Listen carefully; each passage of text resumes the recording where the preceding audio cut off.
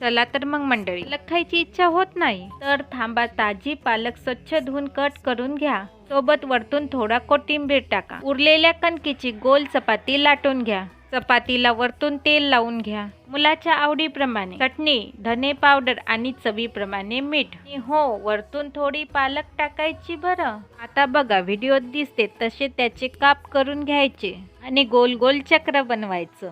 एकावर एक चक्र ठेवून गोल गोल फिरवत राहायचं. या ठिकाणी दोन्ही हाताच्या मंदात घेऊन छान असं प्रेस करायचं. हा महाराष्ट्रीयन पराठा. इथे बघा, वरतून छान हलक्या हाताने दाबून घ्यायचं आणि थोडं पीठ लावून हलक्या हाताने सॉफ्ट असं लाटून घ्यायचं. हेल्दी, टेस्टी, मुलाच्या डब्यासाठी परफेक्ट. तव्याला थोडं तूप लावा. तव्यावर पराठा टाका आणि दोन्ही साईडनं खरपूस असा भाजून घ्या. लालसर रंग बघून आधीच भूक लागणार. चमने भरलेला पराठा तयार. ही रेसिपी आवडली असेल तर आपल्या चॅनलला नक्की सबस्क्राईब करा.